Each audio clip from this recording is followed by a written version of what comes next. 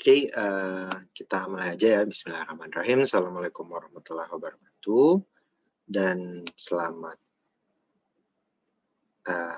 siang ya. Iya Mbak, ini nanti bakal bahas interim acquisition, jadi pre-acquisition income dan dividends.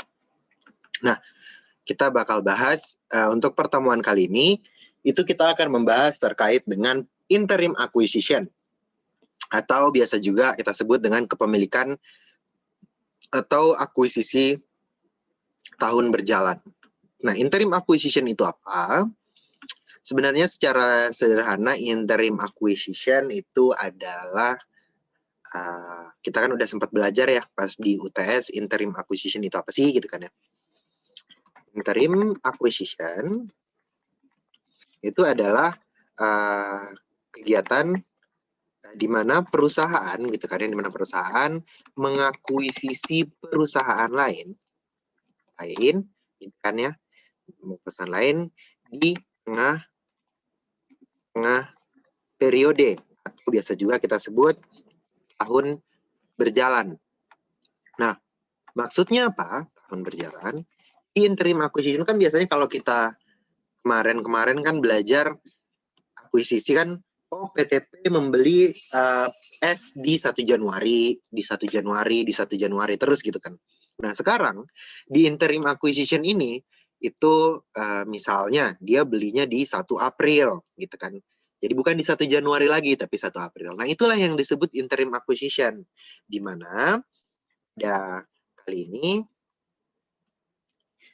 kali ini itu kita akan membahas terkait dengan interim acquisition. Interim acquisition untuk kepemilikan lebih dari 50% atau biasa juga hingga pada akhir tahun itu diminta akan dibuat laporan konsolidasian. Nah, di interim acquisition itu kurang lebih sebenarnya tadi kita beli suatu perusahaan di tengah-tengah tahun gitu ya, di tengah-tengah tahun atau di tengah-tengah periode yang kemudian kita belinya lebih dari 50% sehingga kita akan membuat laporan konsolidasian gitu ya, kurang lebihnya seperti itu. Nah, nanti pencatatannya seperti apa? Kalau kemarin kan kita pas UTS ya, pas UTS kan itu kan investasi asosiasi ya. Jadi kita cuma membahas terkait dengan kita book value-nya disesuaikan ke tahun pada saat akuisisi gitu kan. Nah, tapi kalau di sini dengan adanya interim acquisition ini nanti kita akan belajar sama-sama, ada dampaknya ke income, ke eliminasi investasi awal tahun gitu kan. Nah, akan ada dampaknya gitu. Sehingga apa? Sehingga nanti kita bakal belajar sama-sama gimana sih cara ngejurnalnya, membuat eliminasinya seperti apa. Secara umum konsepnya sebenarnya seperti apa gitu. Nah, tapi kurang lebih interim acquisition itu seperti itu. Jadi kita beli di tengah-tengah periode. Nah, secara umum konsep dari interim acquisition atau kepemilikan atau akuisisi tahun berjalan itu di mana P itu tidak berhak atas income atau dividen yang jadi sebelum tanggal akuisisi. Intinya sebenarnya seperti itu. Jadi secara umum konsepnya seperti itu. Jadi kalau misalnya CS gitu misalnya ini misalnya 1 tahun ya, 1 tahun berjalan misalnya seperti ini. Misalnya seperti ini. Ini adalah timeline misalnya. Kita agak gede aja. Misalnya ini adalah sebuah timeline. Ya, timeline di mana timeline ini dibagi menjadi sini ada 1 Januari gitu ya. Awalnya kan pasti ada 1 Januari ya. Dalam satu periode ada 1 Januari dan 31 Desember. Nah, inilah tahun periodenya gitu kan. Januari, misalnya 1 Januari 2016 misalnya gitu ya. 1 Januari 2016, di sini 31 Desember 2016. 2016. Nah, 31 Desember. Nah, interim acquisition itu terjadi di saat perusahaan kita beli di tengah-tengah tahun. Dalam artian kan kalau kita biasa akuntansi kan setelah 1 Januari gitu kan. Dalam artian, melebihi setengah bulan gitu kan. Lebih dari tanggal 15 biasanya. Nah, itu yang disebut interim acquisition. Jadi misalnya di sini kita belinya di tanggal misalnya 1 April gitu ya. Di sini misalnya 1 April.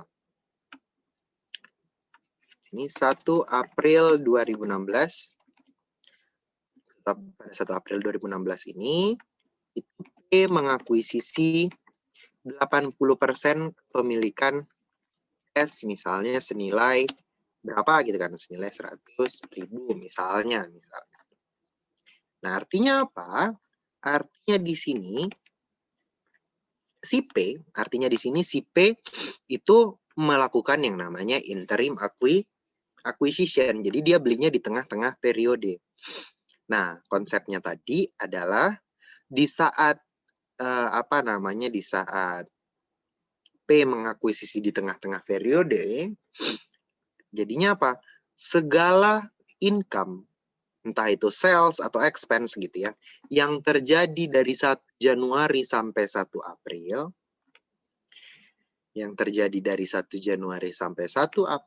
itu tidak berhak diakui oleh P. Jadi yang terjadi dari 1 Januari sampai 1 April ini disebut acquisition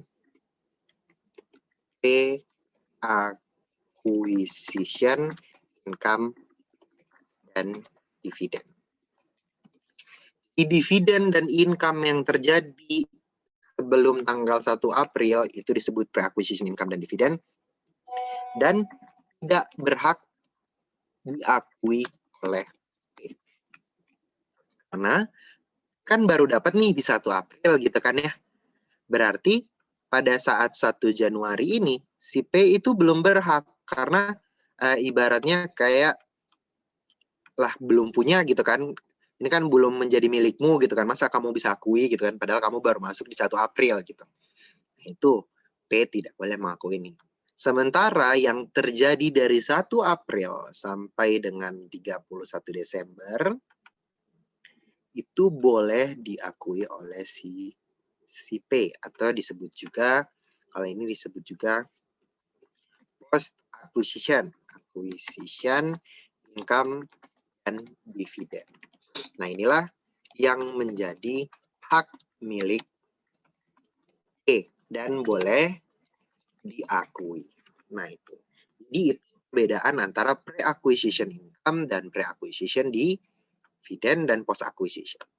Jadi intinya, mau dia belinya 1 April, 1 Mei, 1 Oktober, atau 1 Februari, akan ada yang namanya pre-acquisition income dan dividen, dan ada post-acquisition income dan dividen. Di mana pre-acquisition ini itu nggak boleh diakui oleh P, dan post-acquisition ini boleh diakui. Intinya sebenarnya seperti itu. Maka selanjutnya kita akan masuk ke pre-acquisition income dan dividen. Di sini kita masuk konsep dari pre-acquisition income dan dividen. Pre-acquisition income dan pre-acquisition dividen ya. Nah, seperti itu. Nah, kita ngomongin pre-acquisition income dan dividen. Sebenarnya pre-acquisition income dan dividen itu tadi ya udah ya. Jadi dividen yang terjadi atau dibagikan gitu ya sebelum tanggal pre-acquisition income dan pre-acquisition dividen gitu ya. Itu adalah income dan dividen yang dibagikan atau diakui sebelum tanggal akuisisi. Jadi tanggal akuisisinya 1 April, berarti sebelum 1 April income dan dividen yang terjadi itu disebut pre-acquisition dividen, pre-acquisition income dan pre-acquisition dividen. Nah, konsep dari pre-acquisition income dan dividen ini, jadi kurang lebihnya nanti pada saat eliminasi gitu ya, pada akhir tahun gitu kan, pada akhir tahun saat membuat jurnal eliminasi, gitu kan ya, eliminasi interim acquisition ini akan berdampak ke besaran income dan dividen, karena kan kita lihat di sini dia kan baru akuisisi 1 April. Berarti nanti ini akan mempengaruhi seberapa besar income dan dividen yang boleh diakui dan tidak boleh diakui. Sehingga akan mempengaruhi apa? Sehingga hal ini itu akan berdampak ke jurnal yang melibatkan income dan dividen. Jadi kurang lebihnya seperti income dan dividen secara umum gitu kan ya. Income dan dividen serta RE. Jadi ada jurnal yang bukan RE sih lebih tepatnya. Serta penyesuaian atas beginning investment. Nah, karena kita baru belinya di 1 April, pasti kan nanti akan pengaruhnya kemana? Pengaruhnya ke eliminasi investasi awal tahun gitu. Jadi ini, nah interim acquisition itu akan mempengaruhi jurnal antara lain. Yang pertama yang dipengaruhi itu adalah eliminasi investasi awal tahun. Nah, kenapa dia mempengaruhi eliminasi investasi awal tahun? Karena dia belinya nggak di awal tahun. Sehingga harus ada penyesuaian di perhitungan eliminasi investasi awal tahun. Terus yang kedua, dia akan berpengaruh ke eliminasi income dan dividen. Nah, dividen. Eliminasi income dan dividen. Karena kita ngomongin income sama dividen gitu kan di sini. Pasti akan ada pengaruhnya. Terus yang ketiga, ini akan mempengaruhi penyesuaian amortisasi atas excess. Karena excess-nya baru terjadi di 1 April, pasti akan ada penyesuaian atas amortisasi dari excess itu tadi. Nah, kira-kira kurang lebihnya itu yang akan dipengaruhi dari pre-acquisition income dan pre-acquisition dividend di sini. Di mana untuk sebagai catatan ya, interim acquisition itu hanya mempengaruhi jurnal eliminasi di tahun pertama. Karena di tahun pertama kan kita belinya di tengah tahun. Sementara tahun-tahun berikutnya itu normal. Dan tahun berikutnya itu normal. Normal itu dalam artian jurnalnya seperti yang kemarin-kemarin kita pelajari. Kenapa seperti itu? Karena kan di tahun kedua udah full setahun. Gitu ya. Sementara tahun pertama doang yang kita belinya di tengah-tengah tahun. Sehingga dampaknya di situ. Gitu. Jadi itu sebenarnya secara umum konsep dari pre-acquisition income dan dividen. Serta apa? Serta dalam pre-acquisition income dan dividen ini kan yang doang nih kita ngomonginnya P. NCI itu nanti akan menyesuaikan lah ibaratnya, normal lah. Nanti maksudnya NCI itu seperti apa mungkin akan terlihat kalau kita udah masuk ke jurnalnya gitu. Nah, itu secara umum konsep dari pre-acquisition income dan dividen. Nah, kurang lebihnya seperti itu. Nah, sekarang kita baru masuk ke penjurnalannya. Jurnal eliminasi interim acquisition. Ya. Jurnal eliminasi interim acquisition. Nah, kalau kita membicarakan terkait interim acquisition, kalau kita membicarakan terkait dengan interim acquisition, nanti jurnalnya seperti apa? Nah, untuk eliminasi tas transaksi interim, gitu kan, interim acquisition, pre-acquisition itu dapat menggunakan dua metode. Jadi bisa salah satunya aja gitu kan, dua metode. Antara lain, yang pertama itu kita kenal dengan istilah metode pre-acquisition income atau earnings gitu ya. Yang kedua itu disebut metode, kadang ada nyebutnya revenue expense, ada sales expense, sebenarnya bebas-bebas saja, sales expense atau revenue expense. Jadi ada dua metode ini. Nah, nanti dua metode ini meskipun mungkin caranya agak sedikit berbeda, hasil akhirnya harusnya tetap sama. Dimana dengan menggunakan metode pre-acquisition income, pada saat eliminasi, gitu kan, pada saat eliminasi investasi awal tahun itu akan memunculkan akun pre-acquisition income dan dividen sebagai untuk mengakui ada earnings yang bukan menjadi hak miliknya si. Jadi kita akan mengakui adanya pre-acquisition income untuk mengakui itu bukan punya kita gitu kan. Nah, sementara metode sales dan expense itu pada saat eliminasi investasi awal tahun itu akan menghapuskan sales revenue gitu kan ya. Revenue dan expense. Revenue, expense dan COGS atas transaksi yang terjadi sebelum periode akuisisi. Jadi bedanya sebenarnya di situ. Kalau di yang metode pertama normal aja, cuma kita mengakui ada loh di sini dari 1 Januari sampai 1 April yang bukan menjadi haknya P gitu kan ya. Sementara kalau metode sales expense itu sederhananya adalah kita menyesuaikan RE-nya sampai 1 April 2016. Nah, sederhananya seperti itu. Jadi kita ngitung RE-nya di 1 April 2016 dengan menggunakan sales dan expense ini tadi. Nah, kira-kira seperti itu.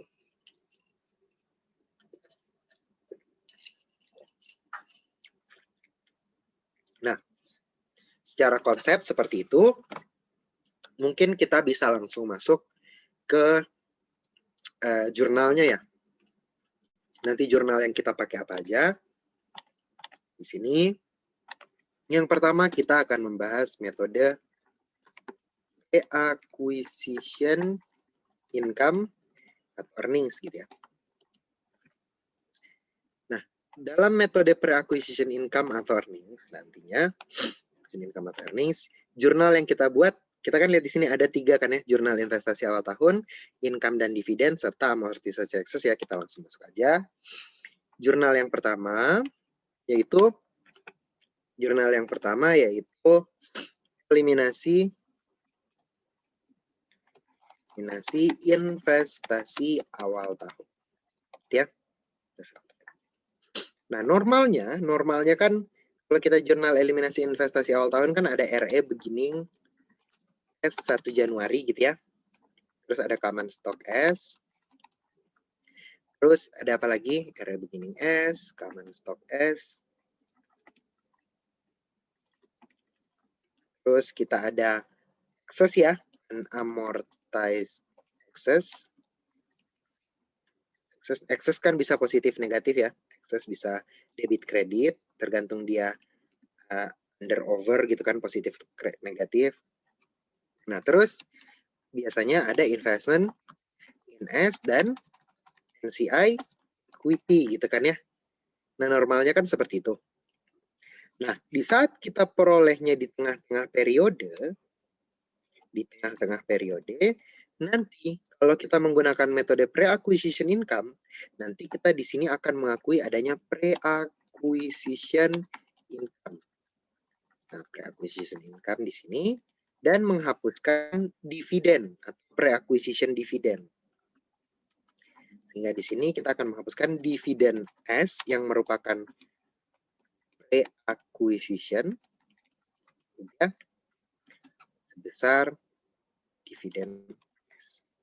Nah, kurang lebih nanti jurnalnya seperti ini. Pre-acquisition income, RE beginning S 1 Januari, common stock S, unamortized excess, dividend S, investment in S, dan NCI equity. Nah, nanti cara ngitungnya kita akan belajar sama-sama, tapi kurang lebih jurnalnya seperti itu. Nah, kemudian yang kedua itu adalah eliminasi income dan dividen. Nah, eliminasi income dan dividen. Eliminasi income dan dividen itu kan dibagi dua ya. Ada yang for P, ada yang for NCI kan. Kalau NCI jurnalnya seperti biasa NCI expense, ya, dividen S, dan NCI equity gitu kan. Normalnya kan seperti itu kalau kita ngomongin NCI. Normalnya seperti itu. Nah, kalau kita membicarakan P, dibagi dua. Ada yang metode equity, cost method. Ada yang equity method gitu kan. Dimana cost method dividend income pada dividen S. Dividen income pada dividen S.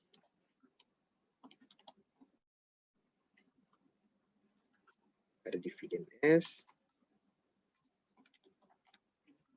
Nah, sementara kalau kita pakai equity method, kurang lebih sama dengan ini.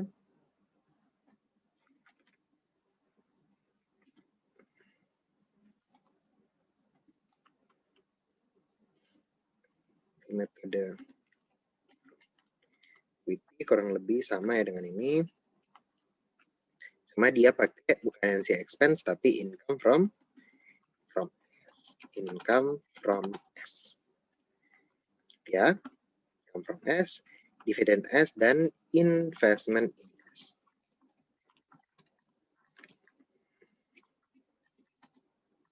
Investment in S. Nah, itu kalau kita pakai metode cost sama metode equity.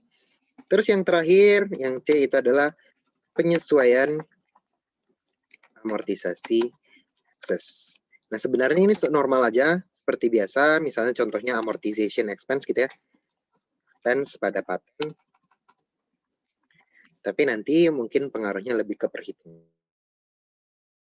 Lebih, jurnal kalau kita menggunakan metode pre-acquisition kan mempengaruhi 3 jurnal aja ya. 3 kelompok jurnal ini. Nah, secara umum dari segi jurnal kan yang berubah si eliminasi investasi awal tahun aja. Cuma nanti yang lainnya ini itu perhitungannya yang akan menyesuaikan. Dimana kita bahas yang pertama dulu, yaitu pre-acquisition income di sini. Nah, pre-acquisition income di sini kita pakai warna orange saja ya. Di sini pre-acquisition income yang ada di sini itu adalah pre-acquisition income yang bukan menjadi haknya si P. Jadi pre-acquisition income di sini itu merupakan income yang tidak berhak diakui oleh P. Nah, karena ini tidak berhak diakui oleh P, maka perhitungannya adalah net income-nya S dikali periode pre-akuisisi, ya, dikali dengan persentasenya kepemilikannya P. Berarti misal kita ambil contoh di atas, net income-nya S misalnya 100.000. 100.000 dikali periode pre-akuisisinya Januari sampai April ya, 1 April atau 31 Maret. Berarti 3/12 ya. Berarti net 100.000 dikali 3/12 dikali persen P 80%, berarti sekitar segitu. Nah, itu pre-acquisition income. Nah, cara menghitungnya kurang lebihnya seperti itu. Nah, ini untuk pre-acquisition income. Jadi kurang lebihnya seperti itu. Untuk RE sama common stock itu tetap sama seperti biasa, RE beginning sama common stock yang ada di neraca. Normal ya. Terus unamortized excess. Nah, unamortized excess di sini, itu sesuai excess pada saat tanggal akuisisi. Sini sesuai dengan excess pada tanggal akuisisi. Nah, di mana cara carinya itu kurang lebih seperti ini. Di mana biasanya kan kita ada cost of investment ya. Cost of investment 1 April misalnya. 1 April itu sebesar sekian. Kita cari implied value-nya. Itu seperti biasa ya. Berarti kan ini implied value apa? Ini implied value 1 April. 1 April. Gitu ya. Implied value 1 April. Terus kemudian kita cari book value of net asset 1 April. Nah, book value of net asset 1 April ini itu dapatnya dari mana? Dapatnya dari book value of net asset 1 Januari besar sekian, gitu kan? Terus ditambah sama net income S dari Januari sampai Maret, ya, Januari sampai Maret, 3/12 ya, kurang sama dividen dari Januari sampai dengan Maret. Jadi dividen yang terjadi di 1 Januari sampai 1 Maret, sampai 31 Maret itu nggak boleh diakui. Jadi itu nanti habis ini dapatlah kita book value of net asset-nya di 1 Januari. Book value of net asset 1 Januari. Book value of net asset, book value of net asset di 1 April. April dapatlah sekian. Nanti dari sini dapatlah excess-nya. Gitu ya. Dapatlah excess-nya. Nah, excess yang di sinilah yang menjadi nilai unamortized excess yang ada di situ. Masih kita alokasikan ya nanti. Nanti akan ada alokasi, nanti itu normal aja. Nah, ini excess, ini adalah excess per 1 April. Nah, itu. Maksudnya di sini. Kurang lebihnya seperti itu. Nah, itu untuk menghitung excess pada tanggal akuisisi. Nah, terus untuk dividen pre-acquisition di sini, ini kan ada dividen pre-acquisition di sini. Dividen pre-acquisition atau pre-acquisition dividen di sini, itu apa? Itu adalah dividen yang ibaratnya dividen yang tidak boleh diakui. Dividen pre-acquisition itu merupakan dividen yang tidak boleh diakui oleh P. Maka cara nyarinya adalah dividen yang terjadi dari Januari sampai Maret dikali dengan persennya P. Karena itu dividen yang nggak boleh diakui oleh P. Kira-kira seperti itu ya, dividen yang tidak boleh diakui oleh P.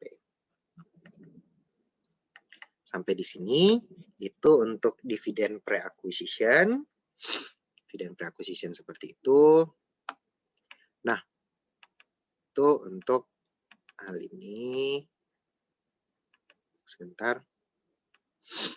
Nah, jadi itu kalau misalnya kita ngitung pre-acquisition income dan pre-acquisition dividend, itu kurang lebihnya seperti itu.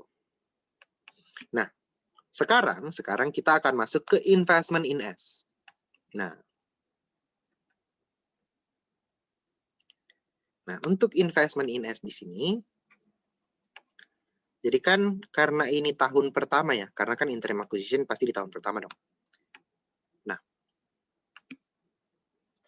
investment in S in S pada tahun pertama itu sama dengan cost of investment atau dapat dihitung dengan sama dengan di sini. Jadi cost of investment itu sama aja dengan cost of investment kalau tahun pertama ya. Tapi bisa juga kita hitung dengan cara RE beginning 1 Januari ditambah dengan common stock plus minus amortisasi plus minus excess, bukan amortisasinya, plus minus excess dikali dengan persen P gitu ya. Dikali dengan persen P ditambah pre-acquisition income dikurang pre-acquisition dividend. Nah, kira-kira cara nyari investment index-nya kurang lebihnya seperti ini. Sementara untuk si NCI-nya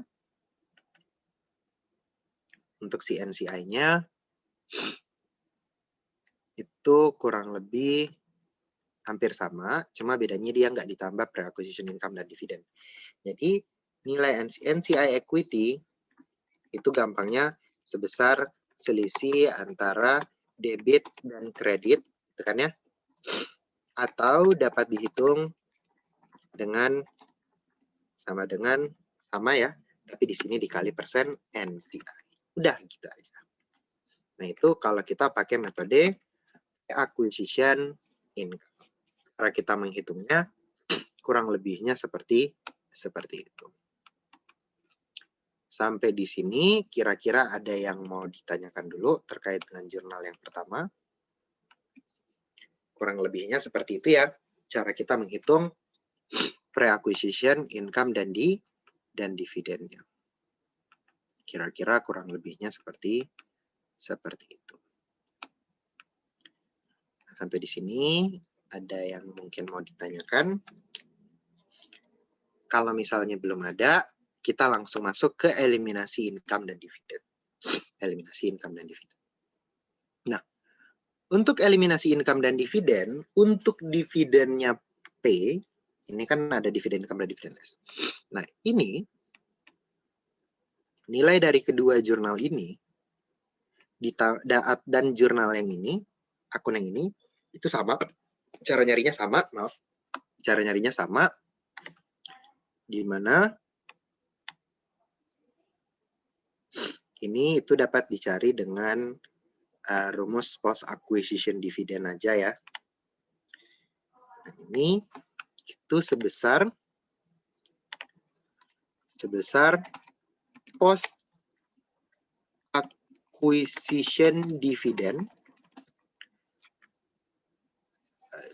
acquisition dividend yang merupakan hak gitu kan.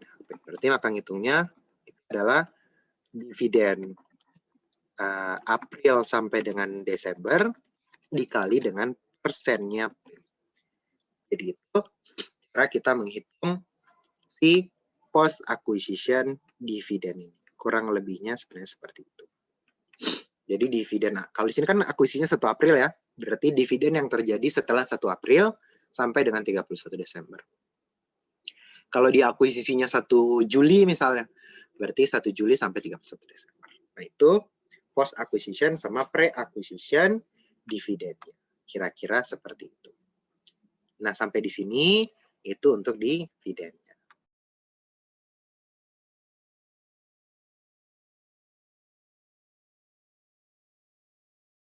Nah, kira-kira seperti itu. Selanjutnya itu menghitung income from S. Nah, di sini income from S itu agak sedikit berbeda ya. Nah, income from S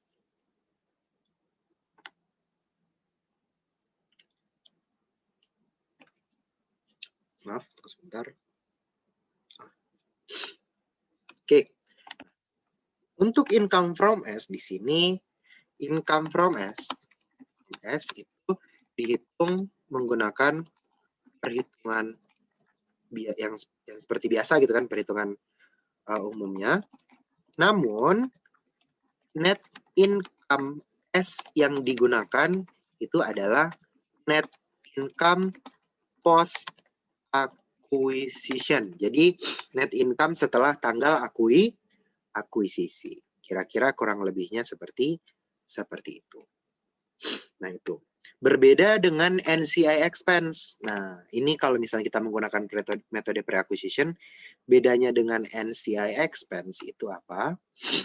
Nah, kalau P itu kan dia belinya di 1 April gitu kan. Tapi si NCI ini itu dia udah ada dari Januari. Ibaratnya kan seperti itu. Dia udah ada dari Januari. Sehingga apa? Sehingga net NCI expense itu dihitung menggunakan perhitungan income from S gitu kan. Seperti biasa income from S umumnya gitu kan. Namun, nah karena NCI tadi itu udah dari awal ya, dan NCI mengakui net income S seluruhnya. Post tambah pre. Jadi dia full setahun gitu. Bedanya NCI expense dengan income from S yang ada di sini, bedanya kan income from S kan buat P ya. Income from S kan buat P. Nah, sehingga yang P berhak akui cuma yang setelah sini. Tapi NCI itu udah ada dari awal, dari Januari. Makanya dia mengakuinya dari Januari. Nah, itu kalau kita pakai metode pre-acquisition income atau earnings gitu kan. Nah, gitu. Kira-kira seperti itu. Jadi bedanya sebenarnya kalau misalnya kita buat perhitungannya kan seperti umumnya kan income from S. Ya, income from S kan didapat dari net income, terus plus minus amortisasi excess gitu ya. Terus ada income plus minus intercompany upstream, entah itu realize unrealized gitu ya. Plus minus intercompany bonds, entah itu gain atau amortisasi gain ataupun loss amortisasi loss gitu ya. Dapat total gitu kan. Total gitu kan, total income from S gitu kan. Terus buat 4P gitu kan ya, 4P itu kan plus minus downstream sama bonds lagi gitu kan. Bond sama downstream baru dapat total income from S yang 4P gitu kan. Ibaratnya kan seperti itu. Nah, bedanya adalah kalau kita ngitung income from S di metode pre-acquisition income, net income S di sini itu hanya dari April sampai dengan Desember. Karena yang P berhak itu cuma dari April sampai dengan Desember. Nah, berbeda dengan si NCI gitu kan. Barengan di sini cuma sampai for NCI gitu ya. Sini kan for NCI aja gitu. For NCI. Nah, untuk NCI di sini, dia full dari Januari sampai dengan Desember. Karena dia udah ada dari Januari sampai dengan Desember. Nah, perbedaannya di situ. Kalau misalnya kita lihat, perbedaannya ada di situ. Baik siapa namanya, si income from S ini, yang buat si P, maupun perhitungan NCI expense. Nah, perbedaannya kalau metode pre-acquisition income itu kurang lebihnya seperti ini. Yang satu cuma dari April sampai Desember, yang satu dari Januari sampai dengan Desember. Kira-kira ya dari Januari sampai dengan Desember. Nah, kira-kira seperti itu.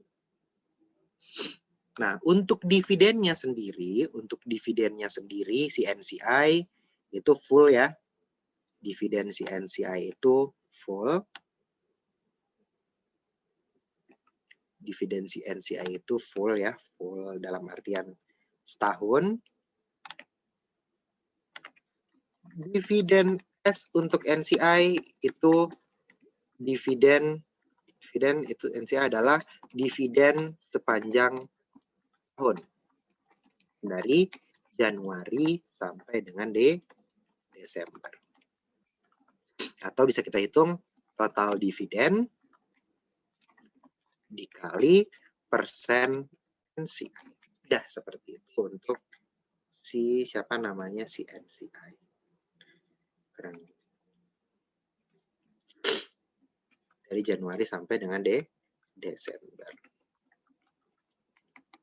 Nah, kurang lebihnya seperti itu. Nah, itu dividen untuk NCI. Terus yang terakhir untuk penyesuaian amortisasi ekses gitu ya. Penyesuaian amortisasi ekses kan yang ini kan ya. Penyesuaian amortisasi ekses. Nah, untuk amortisasi ekses ini, itu agak sedikit menarik. Nah, artinya apa? Kita lihat di sini. Kalau kita lihat di sini, eksesnya kan itu per tanggal 1 April. Benar kan ya? Eksesnya per tanggal 1 April. Sehingga apa? Sehingga pada saat kita membuat amortisasi,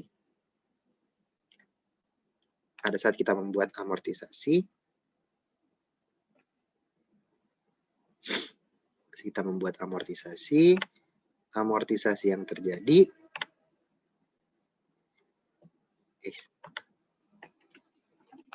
pada saat kita membuat amortisasi yang kita perhitungkan itu adalah amortisasi dari April sampai Desember aja. Karena kan ibaratnya kayak kita cuma kita kan eksesnya dari April ya. Nah, karena ekses itu per 1 April, maka amortisasi itu hanya dari April sampai dengan Desember aja.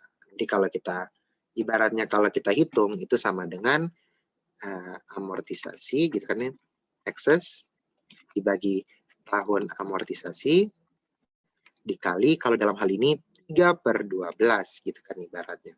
Karena kan dia mulainya dari 1 April gitu, ibaratnya seperti itu. Kalau dia mulainya per 1 Mei misalnya, berarti dikali 4/12. Gitu ya. Nah, sampai di sini metode pre-acquisition income atau earnings itu kira-kira seperti ini. Sampai di sini ada yang mau ditanyakan mungkin Mas Mbak terkait dengan hal ini? Kalau misalnya ada, silahkan ditanyakan.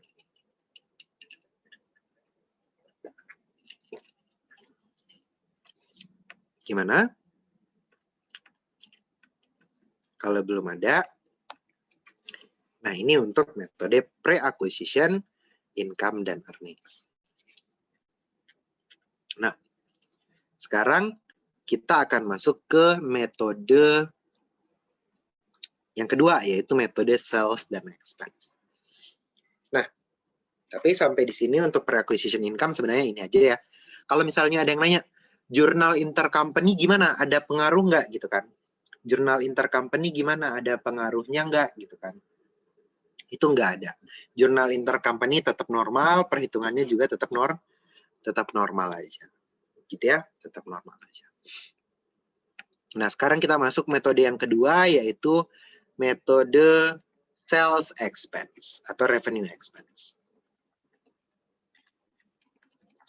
Nah, dalam metode sales expense, bedaannya adalah di sini kita bukan mengakui pre-acquisition income, tapi kita menghapus sales dan expense. Maka nanti di sini ada sales, ya, sales. Nah, tapi sales di sini itu adalah sales pre-acquisition. Itu adalah sales pre-acquisition.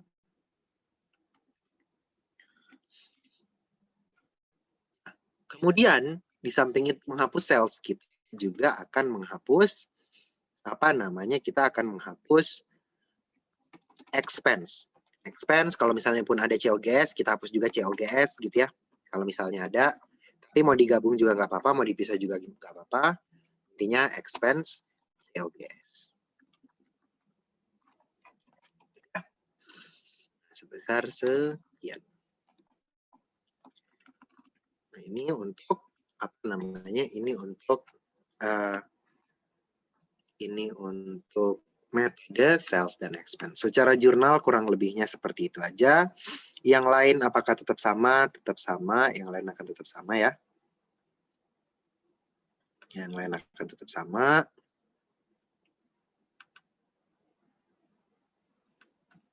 Nah, mungkin yang sedikit berbeda, mungkin sedikit berbeda, itu nanti perhitungannya. Tapi yang secara jurnal yang lain itu akan tetap sama. Nah, kira-kira kurang lebihnya seperti itu. Nah, jadi bedanya sebenarnya kalau kita lihat dengan metode pre-acquisition tadi, si metode sales expense ini dia tidak memunculkan yang namanya pre-acquisition income. Tapi dia kalau kita sebutnya mengeliminasi sales dan expense. Kalau kita lihat di salesnya. Nah, bedanya di sini pre-acquisition sales. Sales itu merupakan sales sebelum tanggal akuisisi. Merupakan sales sebelum tanggal akuisisi. Tanggal akuisisi. Nah, sehingga apa? Ini bukan net income, tapi ini adalah sales dikali periode pre-akuisisi. Perlu dikali P? Ini enggak perlu dikali P. Gitu ya. Nah, untuk expense gimana? Untuk expense pun seperti itu. Expense dan COGS. Ini nanti kurang lebih sama ya. Per-acquisition expense merupakan expense sebelum tanggal akuisisi. Maka expense-nya dikali dengan periode pre-akuisisi.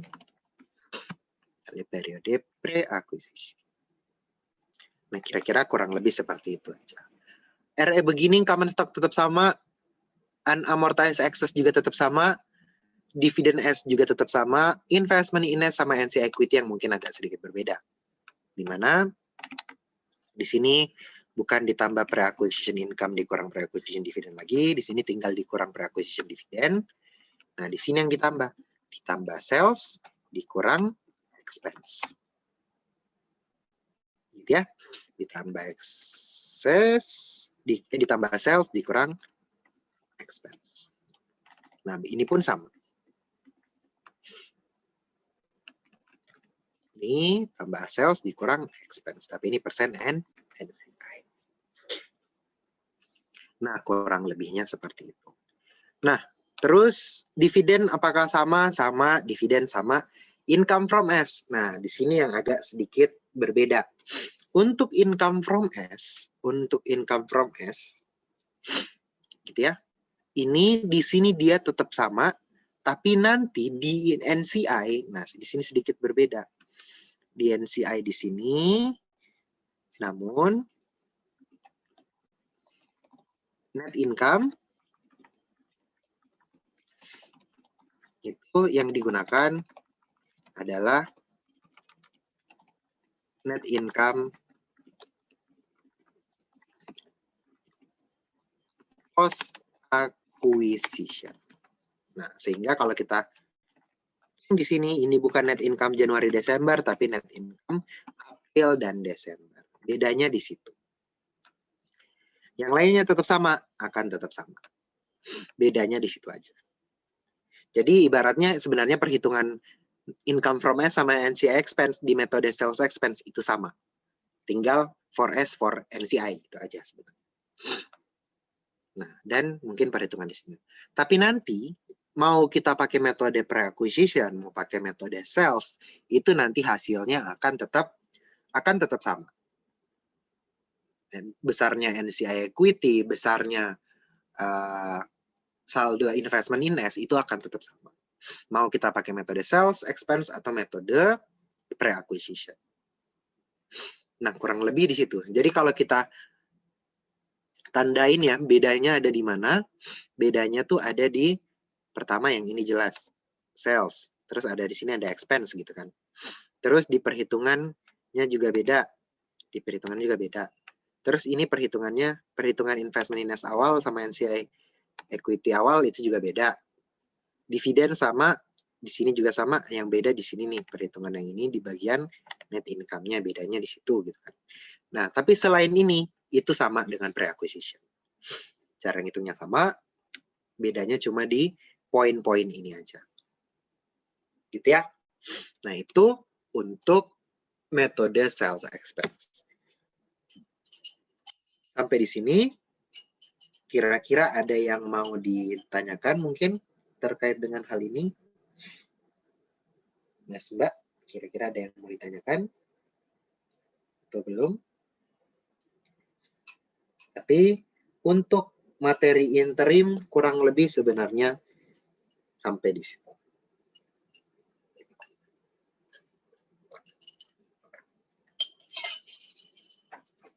Gimana? Ada yang mau ditanyakan kira-kira? Kalau misalnya belum terlalu paham atau misalnya ada ketinggalan di mana, nggak apa-apa ditanyain aja. Seenggaknya kita seenggaknya kita paham kurangnya di mana gitu kan. Ini nggak apa-apa ditanyakan aja. Nah, kira-kira seperti ini. Ini untuk interim acquisition. Kurang lebihnya seperti ini. Nah, kalau misalnya nggak ada yang mau ditanyakan, mungkin coba kita bisa lihat di sini. Mungkin ada contoh soal ya. Mungkin ngeliatin bedanya di mana sih gitu ya. Bedanya di mana. Kita lihat bedanya ada di mana. Nah, aku izin ganti ke Excel. Misalnya kita lihat di sini. Pada 1 April 2019, jadi kan akuisisinya 1 April ya, P mengakuisisi S sebanyak 80% sebesar 500.000. Diketahui book value of net asset S pada awal tahun itu sebesar 300.000 dan saham biasanya 200. Selisih antara book value of net asset dan nilai investasi saat akuisisi dialokasikan ke underland over equipment. Sisanya dialokasikan ke paten gitu kan. Selama tahun 2019, S mencatat income sebesar 200, di mana sales 300, expense 100 ya, dan membagikan dividen masing-masing tanggal 1 Maret dan 1 Oktober 20.000 dan 30.000.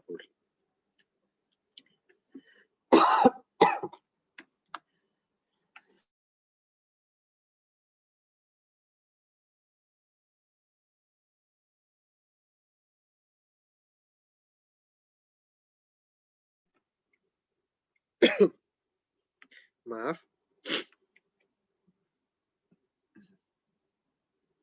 Jadi, kalau kita lihat di sini, ada excess, terus ada income, income-nya ada sales expense gitu ya. Terus ada dividen masing-masing 1 Maret dan 1 Oktober.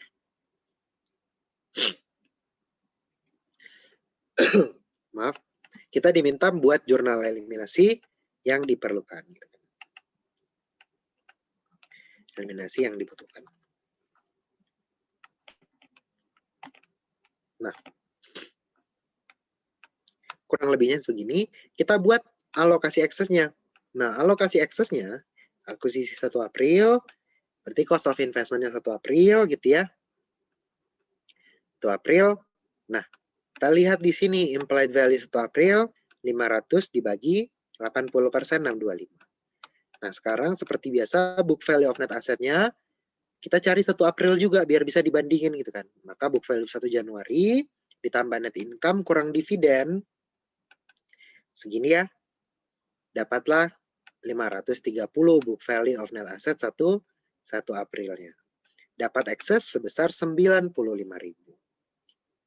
625 dikurang 530. Gitu ya. Nah, dari sini alokasinya tadi underland over equipment sama paten ya. Sini ada underland, equipment sama paten. 50, 30, dan 75. Nah, karena dia eksesnya per tanggal 1 April, gitu ya, karena eksesnya per tanggal 1 April, maka amortisasinya itu dari April sampai Desember aja di 2019. Land tidak diamortisasi, ini itu dibagi umurnya 5 tahunnya 30 bagi 5 dikali April Desember 9/12. Nah di sini 30 dibagi 5 dikali 9/12. Gitu ya. Sesuai dengan apa namanya? Sesuai dengan April sampai Desember. Terus paten sama 75.000 dibagi umurnya 10 tahun dikali 9/12. Udah gitu untuk amortisasinya. Gitu ya. Nah, itu untuk apa namanya? Untuk eksesnya. Kurang lebih seperti itu. Nah, sekarang kita buat jurnal eliminasi. Karena di sini nggak ada intercompany, kita buat jurnal eliminasinya. Nah, jurnal eliminasi kalau kita pakai metode pre-acquisition income, metode yang pertama ya, metode pre-acquisition income. Nah, kita lihat di sini, kita akan memunculkan pre-acquisition income dan dividen S atau dividen pre-akuisisi. Di mana RE begininya tetap sama 300 sesuai di soal ya 300, stoknya 200.000 meskipun itu 1 Januari karena emang di sini begini yang 1 Januari. Land, patent, equipment sama dengan yang ada di sini ya 50 30 75 gitu ya. Dividen S, nah itu nanti kita hitung, terus investment dan NCI. Nah, seperti yang tadi aku bilang, pre-acquisition income itu adalah net income. Net income di sini berapa? 200.000. Yang sebelum periode akuisisi, berarti kan di sini akuisisinya 1 April, berarti pre-akuisisi 3/12 ya. 200.000 dikali 3/12, dikali kepemilikan P80%, dapat 40.000.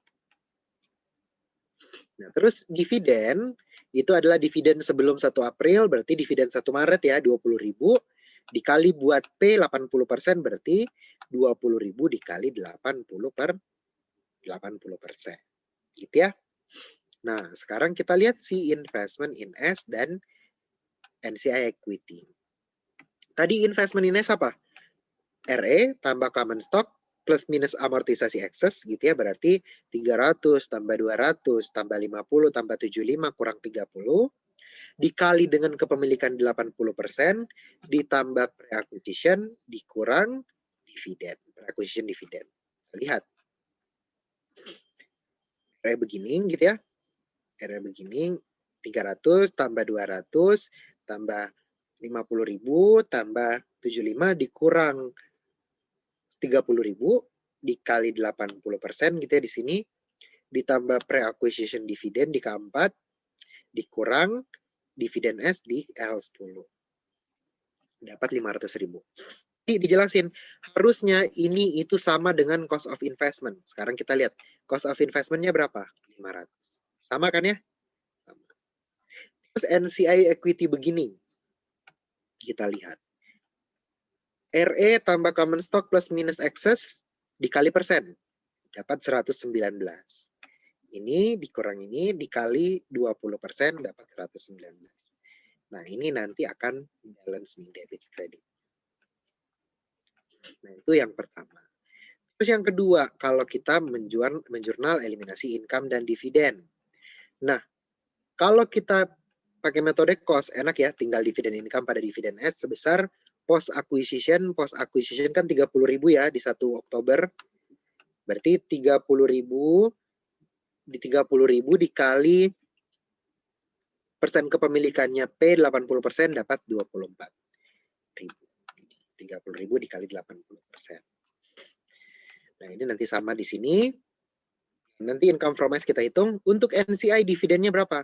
Nah, tadi dijelasin dividen untuk NCI itu full setahun. Maka di sini 20 tambah 30 dikali dengan 20%. Karena dia full setahun, dapat 10.000. Nah, sekarang menghitung income from S sama NCI. Tadi kalau kita lihat bedanya apa? Kalau si metode pre-acquisition kan tadi di sini dia net income-nya April sampai Desember aja, gitu ya. Dia net income-nya cuma April sampai Desember. Tapi kalau metode pre-acquisition tadi NCI-nya full Januari Desember ya. Tadi kan Januari Desember di sini. Maka kalau kita Kita lihat di sini. Kita lihat di sini. Net income S 2019 untuk P, ini kan aku bagi 2 ya, karena beda cara ngitungnya aku bagi 2. P itu dikali 9/12, karena yang post acquisition aja. Nah, karena dipisah sama NCI langsung dikali 80%. Nah, tapi untuk NCI itu tidak dikali 9/12. Langsung 200 dikali 20%, 40.000. Nah, amortisasinya ini ya, amortisasinya ini langsung aku bagi 4.500, 80% buat P, 20% buat NCI, 5.625, 80% buat P, 20% buat NCI.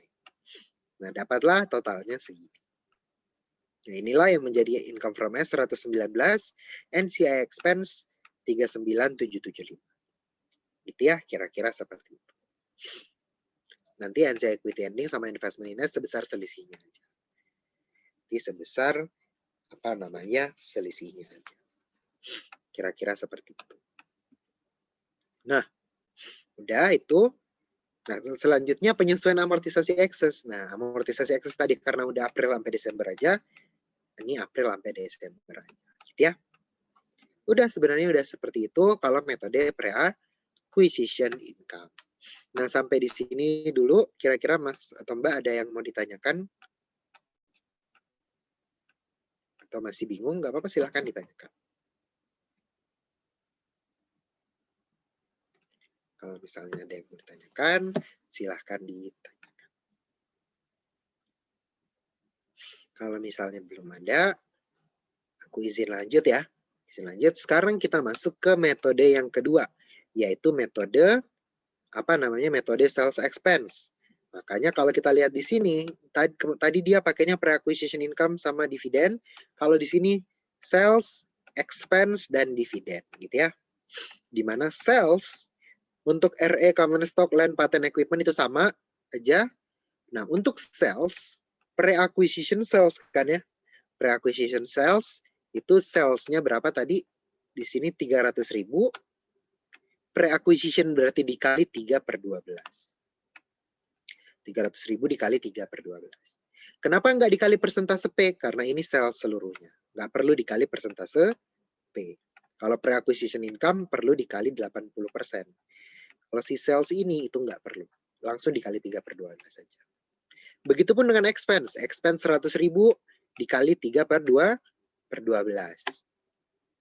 Nah, dividen itu tetap sama ya. Dividen tetap sama. 20.000 dikali 80%. Sama. Nah, sekarang kita lihat di sini. Untuk investment in S, itu semua ini dikurang equipment dan expense, gitu ya. Dikali 80% dikurang pre-acquisition dividend. Kalau kita lihat, sales tambah RE tambah common stock tambah land tambah paten dikurang 30, dikurang 25, gitu ya. 10 dikurang 25, dikali 80%, dikurang sama dividennya. Dapatlah 500.000. Sama nggak dengan cost of investment? Sama 500.000. Untuk NCI equity-nya berapa? Sales, RE, common stock, land, patent, equipment dikurang expense dikali 20%. Udah gitu aja. Dapat 129. Nah, kalau kita lihat bandingkan dengan yang tadi, dia NCI-nya 119. Di sini 129. Nah, beda gitu kan. Sekarang kita lihat di income dan dividen. Untuk metode untuk P, mau metode cost ataupun metode equity itu akan sama. Nilainya pun sama. Gitu ya. Sementara buat NCI itu sedikit berbeda di sini. Sini 39775, di sini 29775. Nah, perbedaannya di mana? Dividen sama ya, dividen sama. Perbedaannya di mana? Kalau metode pre-acquisition NCI langsung full 200.000, kalau metode sales expense ini dikali 9/2/12. Gitu ya. Karena kalau kita lihat tadi, kalau metode sales expense di sini kan ini tetap April dan Desember kan ya. April sampai Desember. Nah, dia tetap sama. Nah, sehingga kalau kita lihat di sini, dia dikali 9/12 juga. Ya, sama dengan yang ada di sini dikali 9/12 juga. Yang lainnya tetap sama, amortisasinya tetap sama. Nah, nanti total NCI-nya itu akan beda, NCI expense-nya. 139, 129. Nah, dapatlah NCI equity yang berbeda. Nah, amortisasi ekses tetap sama ya. Nah, meskipun di sini nilainya 129, di sini 119, di sini 29775, di sini 19775, kalau dijumlahin nilainya akan tetap sama. Kita tes di sini. Saldo akhir investment Ines mau metode 1 dan metode 2 itu akan tetap sama. Begitupun saldo NCI equity dia akan tetap sama. Mau 14875 atau 1487775 metode 2 juga sama. Jadi dia akan tetap sama. Kira-kira seperti itu. Nah, itu untuk untuk metode pre-acquisition dan metode sales expense. Nah, kira-kira sampai di sini dulu. Mas atau Mbak, ada yang mau ditanyakan kira-kira?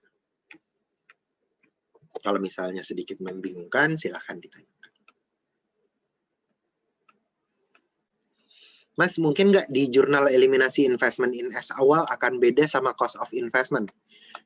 Logikanya harusnya enggak.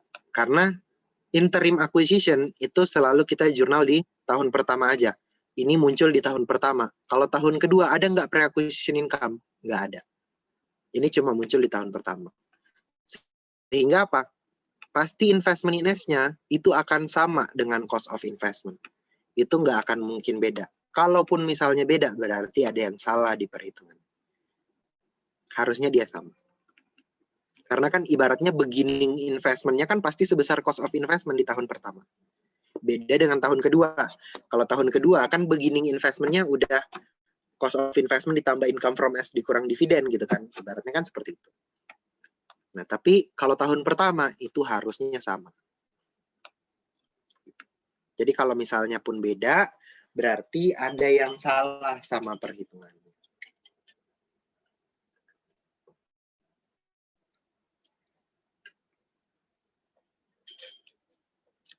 Oke, sama-sama. Mas, Mbak yang lain, kira-kira ada yang mau ditanyakan mungkin terkait dengan hal ini? Jadi, bagaimana menghitung kalau kita menggunakan metode metode pre-acquisition atau metode sales expense itu kira-kira seperti apa gitu ya. Nah, selanjutnya kalau misalnya belum ada yang mau ditanyakan, mungkin kita bisa coba kerjain soal yang ada di workbook mungkin ya. Soal yang ada di workbook yang terkait dengan interim acquisition. Dengan interim acquisition itu ada di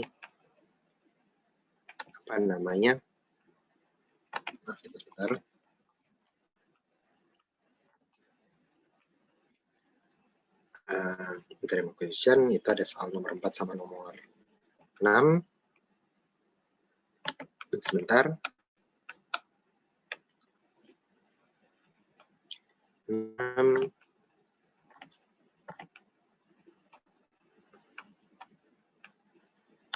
Bentar ya. Nah,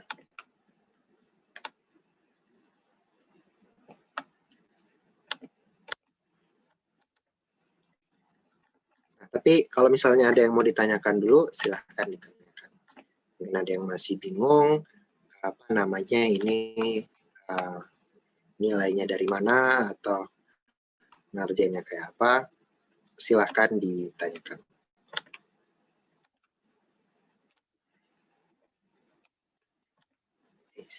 Sebentar.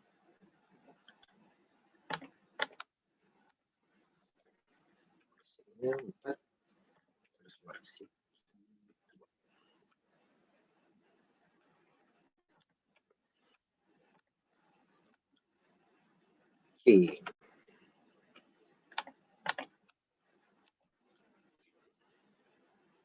Nah, mungkin coba kita pindah ke.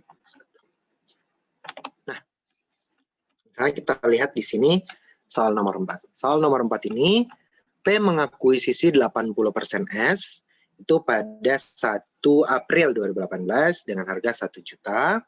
Apabila ada kelebihan, dialokasikan ke goodwill. Pada 1 Maret, S telah membagi dividen 40.000 dan 60.000 pada 1 Oktober. Berdasarkan informasi di atas, kita menggunakan revenue expense ya untuk menghitung laba sebelum akuisisi. Nah, di sini dia ada sales, COGS, dan expense yang lumayan banyak ya. Ada operating, rent, depreciation, interest, expense. Nah, itu akan kita hitung. Jadi, kalau kita list di sini, berarti kan P membeli S gitu ya, pada 1 April 2018 sebanyak 80% gitu ya. 80%. Terus dengan cost of investment sebesar 1 juta. 1 juta. Udah. Nah, di sini berarti ada implied value ya. Implied value itu adalah 1 juta dibagi dengan 80%. Terus ada book value of net asset. Net asset. Nah, book value of net asset, karena dia belinya 1 April, kita harus cari book value of net asset 1 April. Gitu ya. Caranya gimana? Caranya book value of net asset 1 Januari. Gitu ya. Terus apa lagi? Film net 1 Januari ditambah net income dari Januari sampai Maret, kan? Dikurang dividen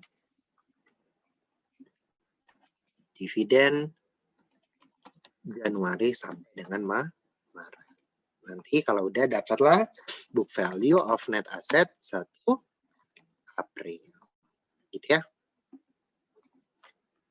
April. Nanti habis itu kalau udah dapat, kita hitunglah berapa excess-nya. Gitu ya. Nah, dari sini kita bisa lihat dulu di soalnya kita dapat apa aja. Yang pertama, RE beginning 300 sama common stock 600. Berarti di sini kita bisa dapat RE beginning 1 Januari itu sama dengan 300. Terus ada common stock gitu ya. Common stock itu adalah ada sebesar 600.000. Terus kita juga dapat sales itu sebesar 900.000. Terus expense-nya itu ada COGS, operating expense, COGS, operating expense. Terus ada rent expense, depreciation expense,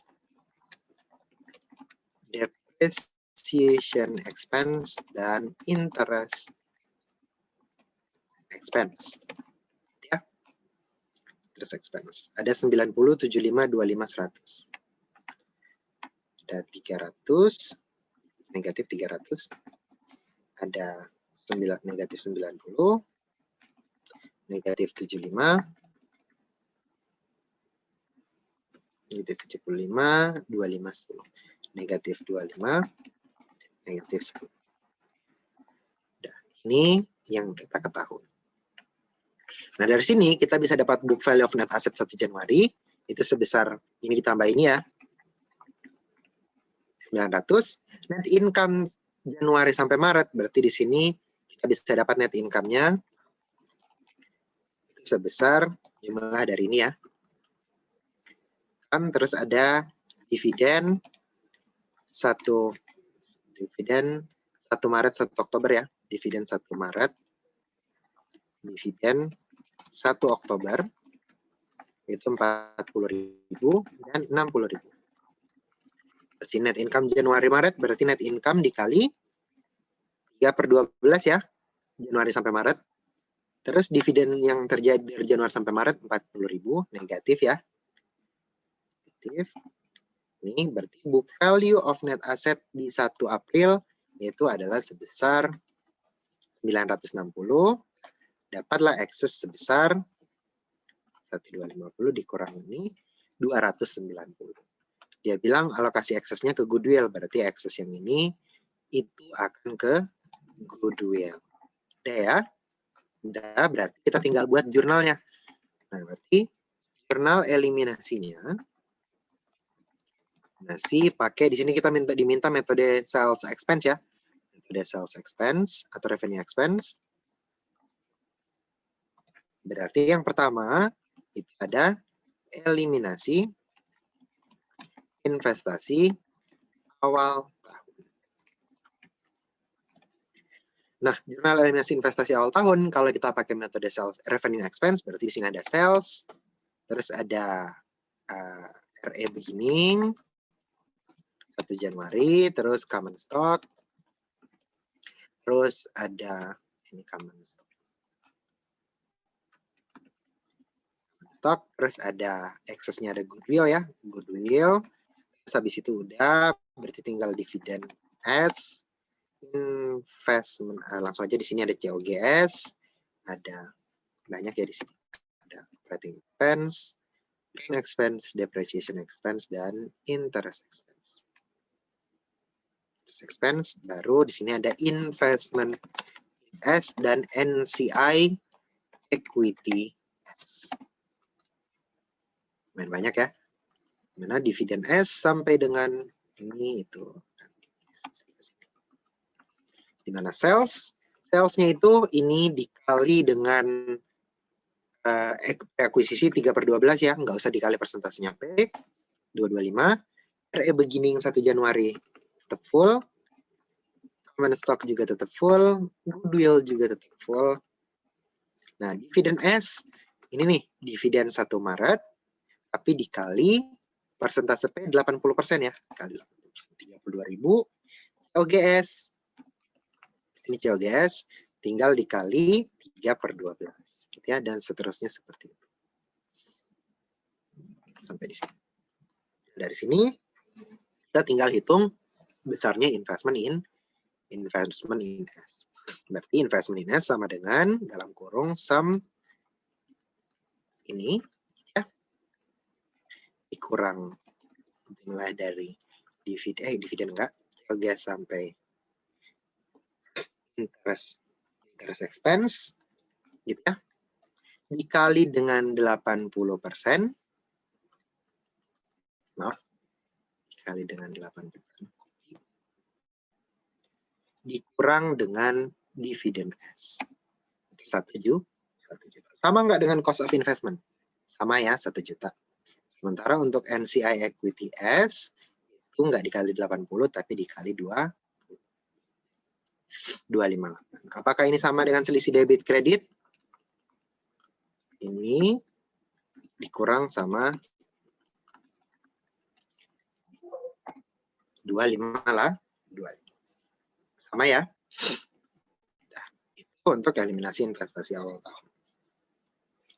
Terus kita membuat eliminasi income dan dividen. Eliminasi income dan dividen tadi ada yang for cost method, ada yang equity method.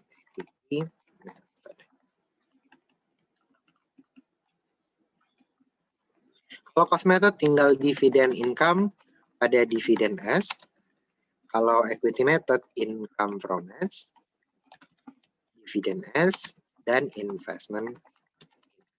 Terus mau metode cost atau equity dia tetap ada NCI expense, dividen S, dan NCI equity S. Kurang lebih seperti itu. Nah, untuk dividen kita tinggal dividen setelah akuisisi itu 1 Oktober dikali 80%, dapat 48. Udah gitu aja sebenarnya untuk dividen. Nah, untuk untuk si NCI, ingat dia seluruh dividen 60 tambah 40 dikali dengan 20%. 20.000. Nah, Sekarang tinggal nyari NCI expense dan income from S. Nah, di sini income from S. Itu aku bagi dua ya. Sebenarnya mau digabung juga nggak apa-apa. P dan NCI gitu ya. P dan NCI. Karena di sini net income-nya dia sama-sama April sampai Desember.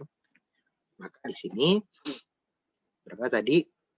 Net income-nya 400 dikali 9 per 12. Gitu ya, karena kan April sampai Desember dikali 80. Kalau yang di sini sama, net income-nya 400 dikali 9 per 12 dikali dengan berapa? Dikali dengan 20%. 60.000. Tapi ingat, kalau kita pakai metode per acquisition, di sini nggak dikali 9 per 12. Gitu ya. Net income, terus ada amortisasi ekses nggak? Nggak ada, karena eksesnya nggak ada ya. Berarti udah cukup sampai di sini, income from S itu sama dengan net income. Plus minus amortisasi ekses. Nggak ada, intercompany juga nggak ada. 0 ya. 0. Berarti di sini total akan sama. 240 dan 60. Ini 240. Maaf di sini. Di sini 60. Ini tinggal ini dikurangi. Nah, udah. Ini untuk jurnal eliminasi apa namanya? Sales expense. Kira-kira seperti itu. Sampai di sini kira-kira ada yang mau ditanyakan terkait dengan hal ini. Nah, kurang lebihnya ini seperti ini ya. Jadi kalau misalnya apa namanya? Eliminasi income dan dividen itu kurang lebih seperti ini. Kalau kita pakai metode sales expense. Kalau pakai metode pre-acquisition berarti sales sama expense-nya nggak ada, kita tinggal munculin pre-acquisition income aja. Nah, nanti hasilnya kurang lebih harusnya sama. Mungkin berbeda di NCI, tapi setelah dijumlahin saldonya pasti sama. Nah, kira-kira seperti itu untuk soal nomor 4 ini. Nanti kita tinggal ngeposting jurnal ini masuk ke debit kredit yang ada di sini. Debit kredit yang ada di sini. Ya. Terus ini dividen income ya, dividen income-nya tadi bisa pakai dividen income, bisa pakai income from, net income juga bisa pakai, dapat net income, terus dapat RE ending, dapat RE ending di sini, total liability equity sama total asset, investment in S dari total, dapatlah cash-nya. Gitu ya. Nah, itu kalau misalnya kita pakai apa namanya? Pakai metode sales expense. Nah, sekarang kita melanjut ke nomor 6. Ini kasus ya, kasus di workbook. Jadi, kita lihat. Nah, untuk nomor 6, P membeli 75% kepemilikan S pada 1 Mei 2016 sebesar 240.000, di mana perbedaan antara nilai wajar dan nilai buku dialokasikan ke bangunan. Berarti di sini ada ekses ya, ada ekses. Terus setelah itu dividen 1 April 1 Oktober. Terus ada intercompany nih, ada intercompany. Terus udah kita diminta buat eliminasi revenue expense lagi. Nah, berarti dari sini kita bisa apa namanya? Kita bisa list aja ya. P membeli S itu sebanyak pada 1 Mei gitu ya, 1 Mei 2016 sebanyak 75%. Gitu ya. Sebanyak 75%. Nah, di mana cost of investment pada saat itu adalah 240.000. Kan 240. Berarti ada implied value 240 dibagi dengan 75. Terus ada book value of net asset per 1 Mei. Gitu ya. Di sini ada book value of net asset 1 Januari ditambah net income S Januari sampai April gitu ya, karena kan sampai Mei, kurang dividen Januari sampai dengan April, dapatlah book value of net asset 1 Mei. Habis itu dapatlah excess-nya berapa. Nah, tapi sebelum kita sampai di sana, kita list dulu apa aja yang kita ketahui. Udah, dividen yang pertama, mungkin kita akan ngelis, kalau tadi kita ngelis apa ya? RE beginning sama common stock. Berarti di sini ada RE beginning, 1 Januari, dan ada common stock. Nah, RE-nya tadi di sini beginning RE 100.000, common stock-nya 100.000. Sama-sama 100 ya. Di sini 100.000, ini 100. Terus ada sales ya, ada sales. Terus ada COGS, gain on sale of equipment. Sales, terus COGS. Nah, gain on sale of equipment ini kan dari intercompany ya. Berarti kita nggak hitung, karena kita udah tahu dia tanggalnya tanggal 1 September. Berarti dia otomatis nggak kita hitung. Terus dapatlah pre-acquisition income. Kita tetap hitung nih, maaf. Gain on sale of equipment. Kita kan nyari net income ya. Of equipment.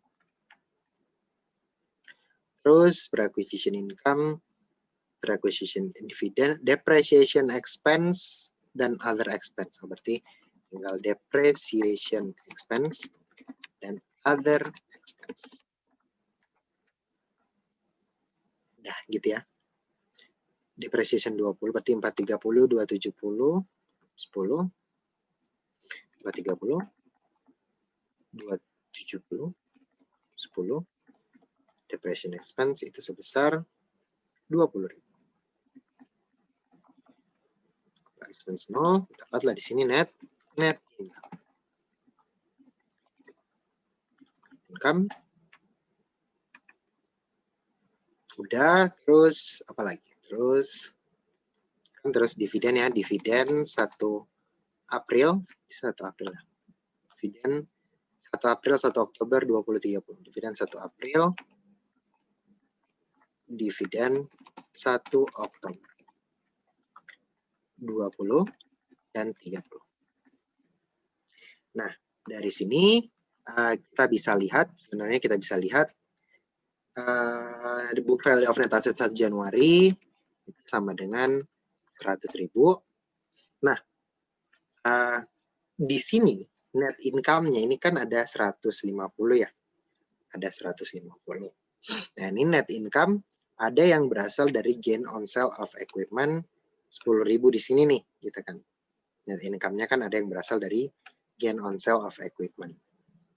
Nah, jadi sebenarnya di sini kalau misalnya kembali ke dosen masing-masing ya, apakah ini tidak dimasukkan ke dalam perhitungan income atau enggak gitu kan. Karena ini kan kita udah jelas dia tanggalnya tanggal 1 September nih di sini. Berarti kan dia masuk post acquisition gitu kan. Nah, seperti itu. Apakah ini dimasukin atau enggak, itu coba ditanyakan ke dosennya masing-masing, masuk apa enggak. Karena dia kan udah jelas tanggalnya kan per 1 September gitu kan ya. Nah, itu apakah dia dimasukkan atau enggak gitu. Nah, 1 September 2021 ini enggak shorted aja. September 2016 gitu kan. September 2016. Jadi apakah itu dimasukkan atau tidak, mungkin bisa ditanyakan ke dosennya masing-masing, karena mungkin berbeda pendapatnya. Tapi harusnya karena tanggalnya udah jelas, itu kan berarti tidak terhitung net income ya. Berarti kita tinggal ini, 150 ini, dikurang sama 10.000 yang tadi, baru dikali dengan 4/12 dikali 4/12 dapat 4663. Tapi kalau misalnya pun dimasukin, sebenarnya kembali ke ke dosen masing-masing. Seperti itu. Walaupun dimasukin jadinya seperti itu. Nah, terus dividennya ini 20.000 ya. 20.000 ini di-negatifin. 20.000. Book value of net asset-nya nanti dapatnya sebesar ini, 230 underline, nanti dapat ekses sebesar 90.000. Nanti eksesnya tadi dibilang dialokasikan ya, 40%, 20%. 40% untuk under inventory, terus ini untuk under 40%-nya untuk 20% untuk under inventory, 40%-nya untuk under building. Terus sisanya ke goodwill. Nah, karena ini ekses per 1 Mei, eksesnya di sini ya. Eksesnya di sini aja. Ini 90 dikali dengan 40% under inventory. Segini, berarti nanti ada total ya. Ada total. Di sini sebesar 90.000, berarti di sini 90 dikurang 36 dikurang 18. 36.000. Kira-kira seperti ini. Nah, ini total aksesnya, terus di sini ada amortisasinya. Building itu berapa tahun? Building 10 tahun ya. 10 tahun. Berarti di sini tinggal 3.600 dibagi 10 kali Januari sampai April 4/12. Kalau yang ini inventory full ya, karena terjual seluruhnya di 2016, goodwill tidak diamortisasi. Udah selesai, kita tinggal buat jurnalnya aja. Nah, jurnalnya itu kurang lebih sebenarnya sama ya. Jurnalnya kurang lebih sama. Nanti di sini jurnalnya kita copy aja dari yang tadi ya. Kita copy aja dari yang tadi. Copy aja. Secara jurnal lebih sama ya.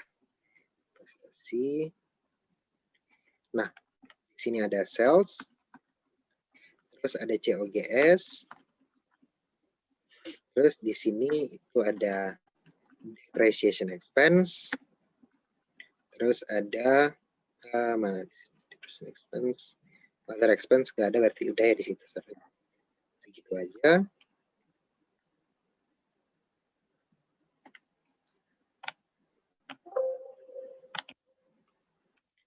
Nah, di mana sales-nya itu 430 dikali 9/12. Ya, 9/12, 322.500. Udah. RE beginning 1 Januari itu 100.000.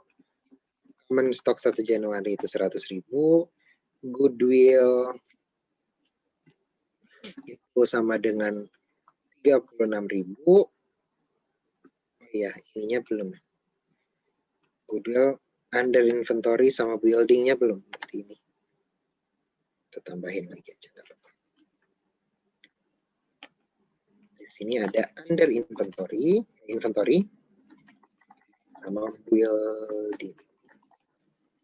Inventory-nya itu adalah sebesar 18.000 dan building-nya adalah sebesar 36.000. Dividend S itu sama dengan pre-acquisition kali kepemilikannya 70%. OGS-nya itu 270 ya.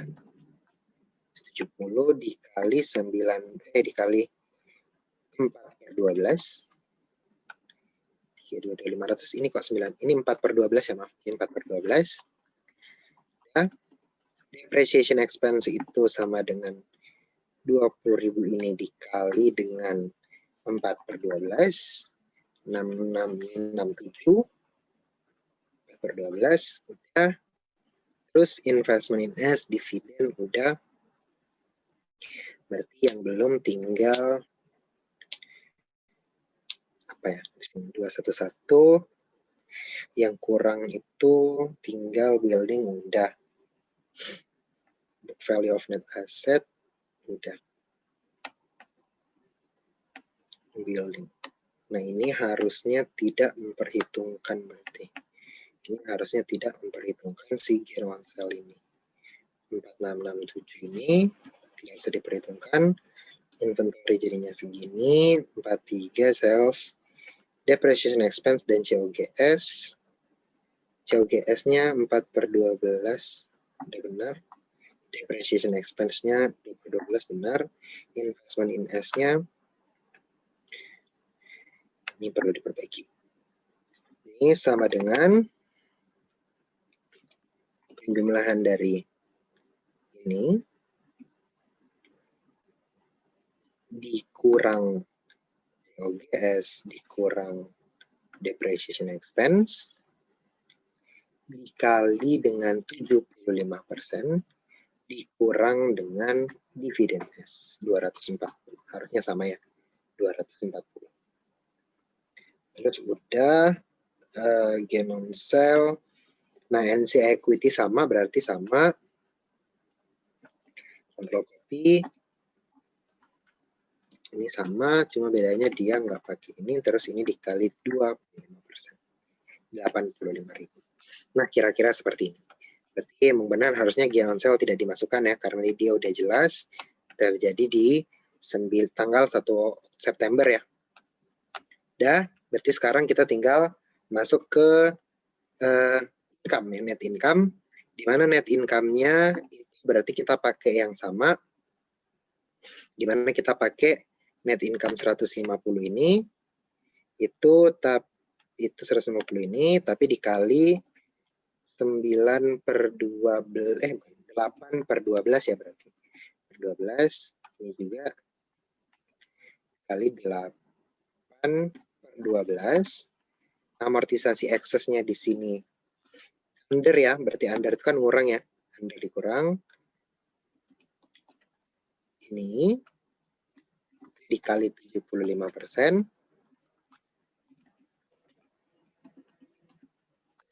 Maaf. Ini sama, tapi ini dikali 25%. Ini, ini aku lupa dikali 75%. Ini dikali 25%. 25%. Udah intercompany. Nah, oh ya, ada intercompany tadi ya, maaf. Intercompany, di sini ada intercompany inventory. Apa tuh? P menjual inventory ke S, berarti downstream ya. Downstream ada sales. Ada sales sama profit, berarti profitnya dia ambil 20% dari harga jual, 20% profit, 20% sales, maaf. Salesnya itu adalah 160.000. Profitnya berarti ini dikali 20%. Unrealized-nya itu sesuai yang sisa. 1/4. Unrealized-nya berarti 32.000 ini dikali dengan 1/4. 8.000. Terus intercompany equipment ya. Equipment 1 September 2016. Di mana dia profitnya itu adalah 10.000. Berarti unrealized juga 10.000, unrealized 16 itu 10.000. Dia manfaatnya masih 4 tahun. Berarti ada realized di 2016 dari Mei sampai dengan Desember. Berarti tinggal 10.000 dibagi 4 dikali September, Oktober, November, Desember 4/12 ya. 83. Udah ini berarti di sini intercompany-nya ada upstream ya, intercompany upstream. Di sini intercompany upstream. Ini equipment ini upstream, ada unrealized, ini seperti ini. Link intercompany-nya ini aku sesuaiin aja.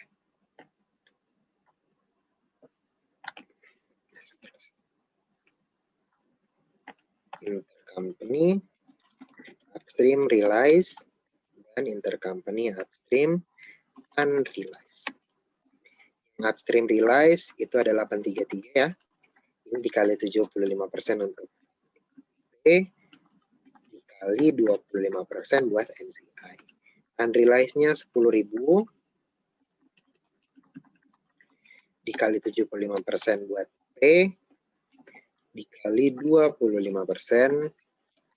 untuk NCI. Terus buat ada intercompany downstream, downstream realized, dan intercompany downstream unrealized. Baru dapat total. Realized-nya nggak ada, unrealized-nya itu sama dengan 8.000. Berarti kalau kita total 45192. Ini 45192. Ini 17.731. Untuk dividen, ini tinggal dividen Oktober aja dikali 75%. Kalau ini tetap full, dividen 1 tahun dikali 12.500, 5231. Udah eliminasi income dan dividen udah. Sekarang tinggal intercompany dan excess-nya aja. Berarti jurnal yang ketiga itu penyesuaian amortisasi excess. Penyesuaian amortisasi excess di sini itu ada under building. Ada under building itu depreciation expense pada building. Kalau under inventory itu tinggal OGS pada inventory. Besar berapa? Besar building itu 1.200. Ini 18.000. Terus 3, 4 adalah penyusunan amortisasi excess. Berarti terakhir 4 itu ada intercompany inventory downstream. Unrealized ya. Unrealized jurnalnya adalah sales pada COGS dan COGS pada inventory. Sales pada COGS sebesar 160.000. Terus COGS pada inventory 8.000. Terus yang terakhir itu adalah yang kelima itu adalah intercompany equipment upstream 1 September 2016.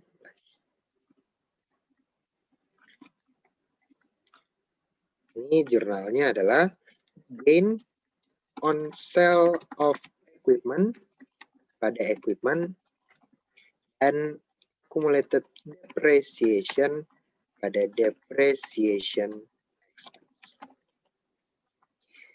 Di mana gain on sale of equipment itu sebesar 10.000.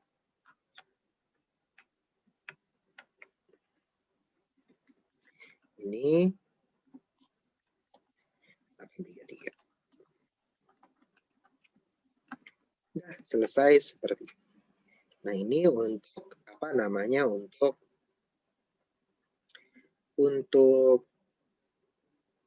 metode sales expense. Nah, kurang lebihnya seperti ini. Sampai di sini, kira-kira Mas Mbak ada yang mungkin mau ditanyakan terkait dengan hal ini? Jadi kurang lebihnya seperti itu. Itu untuk apa namanya? Untuk eliminasi intercompany. Eliminasi transaksi interim acquisition.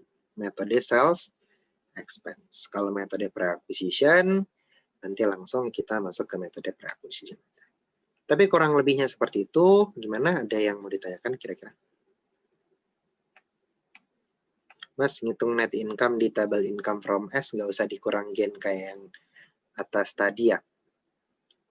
Nah, harusnya sih enggak ya, Mbak. Harusnya enggak. Kenapa? Karena kan net income di sini kan sebenarnya kita memperhitungkan net income yang boleh kita akui gitu kan, ibaratnya net income yang boleh kita akui. Nah, net income yang boleh kita akui di sini kan net income yang apa namanya? Net income yang ibaratnya terjadi setelah tanggal akuisisi. Tapi tunggu sebentar. Coba pertanyaannya bagus, coba aku. Harusnya sih nggak usah. Karena net income-nya kan udah diakui gitu. Tapi apakah ini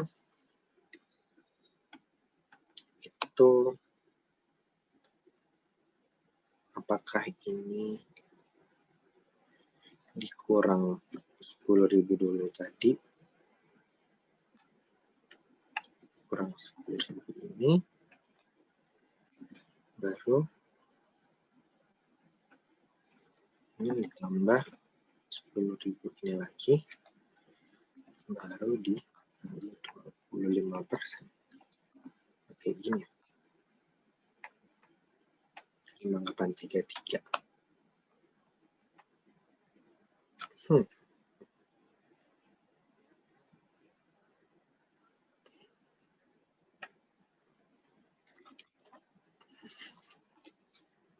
Harusnya sih nggak usah ya, Mbak. Tapi coba tunggu deh.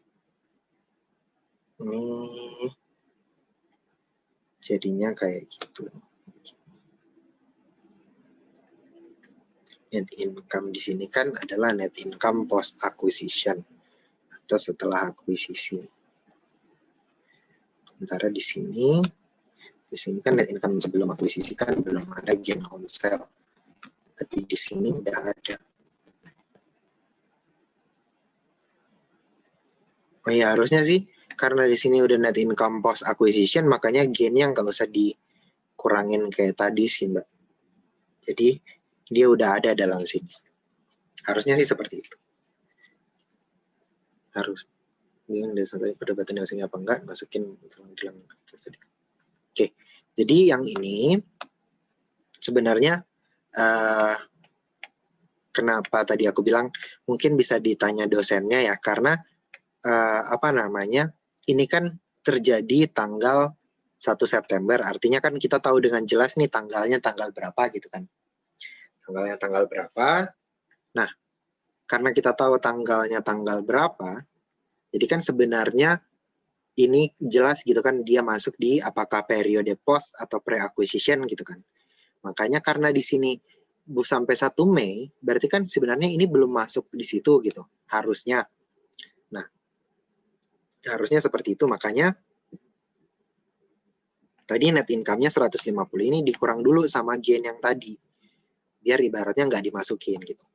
Tapi kalau secara ini kan harusnya seperti itu karena dia kan post gitu. Tapi mungkin bisa ditanyain lagi ke dosennya itu pendekatannya seperti apa. Dalam artian dalam artian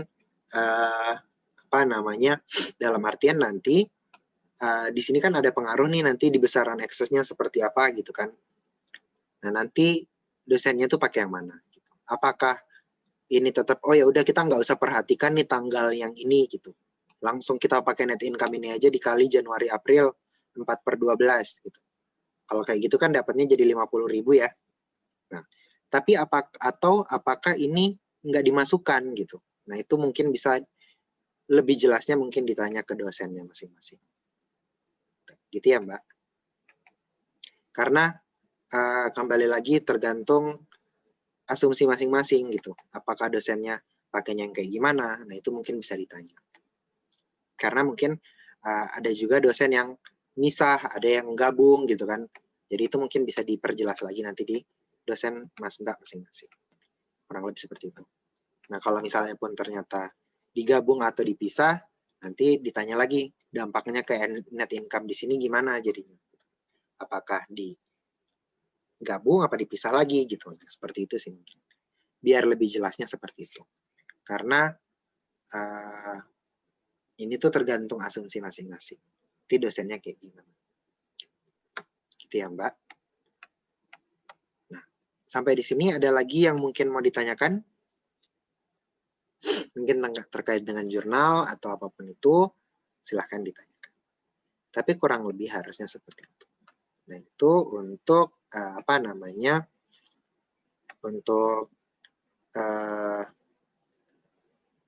untuk transaksi ini kurang lebih seperti itu. Jadi gitu ya.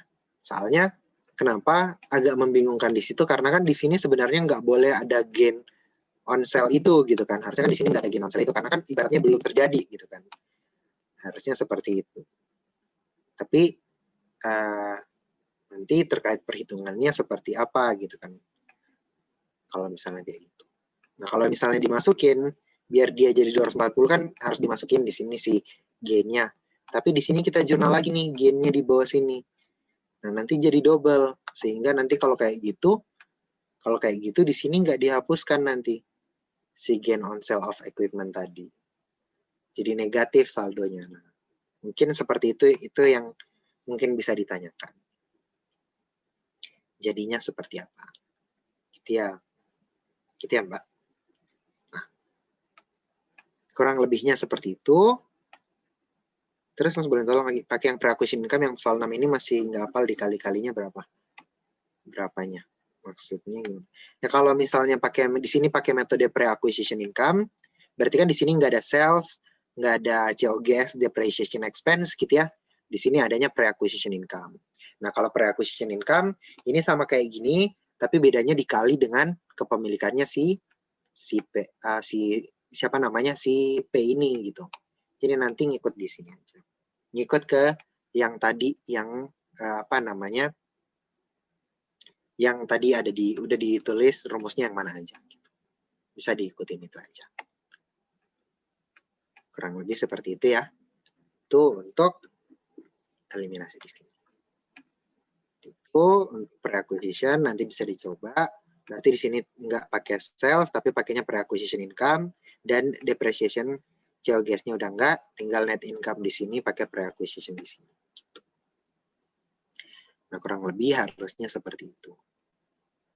Tapi kembali lagi bisa ditanya ke dosennya terkait yang gain on sale yang tadi. Mungkin agak membingungkan di situ aja. Tapi selebihnya harusnya sama aja. Hitungan ininya sama, terus di NCI-nya nggak perlu dikali 8/12 kalau pre-acquisition. Tapi yang lain di bawah ini semua sama.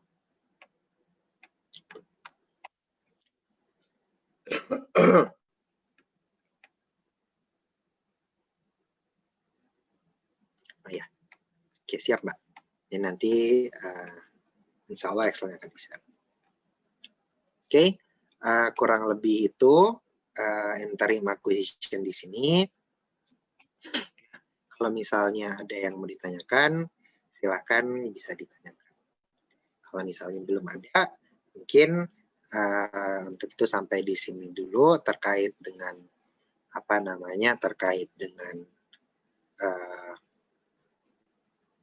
eliminasi sales expense ini sama pre-acquisition income, pre-acquisition dividend. Mungkin sampai di sini dulu ya. Nanti kita ketemu lagi minggu depan untuk menyelesaikan yang perubahan kepemilikan kemarin. Jadi kan sebenarnya harusnya ini dulu. Cuma di RPS-nya nggak ada ternyata, tapi tetap diajarin gitu kan, makanya ininya telat. Nah, nanti minggu depan kita masuk ke perubahan kepemilikan yang deemed disposal. Itu seperti apa. Nah, tapi kurang lebihnya untuk ini sampai pre-acquisition income dan dividen atau interim acquisition sampai di sini. Tadi terkait gain apakah dimasukkan atau enggak, mungkin bisa dipastikan ke dosennya masing-masing. Tapi selebihnya perhitungannya cukup yang kayak tadi aja yang aku jelasin.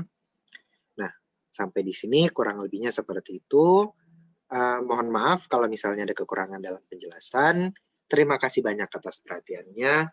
Seperti biasa, sebelum kita akhiri, ada baiknya kita berdoa terlebih dahulu. Berdoa, dipersilakan.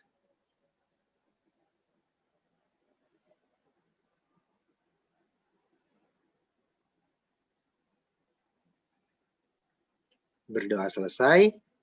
Mungkin sekian untuk pertemuan kali ini. Terima kasih banyak atas perhatiannya. Aku izin mengakhiri. Sekian. Wassalamualaikum warahmatullahi wabarakatuh dan selamat sore. Terima kasih banyak Mas Mbak sekalian. Aku izin akhiri ya. Terima kasih.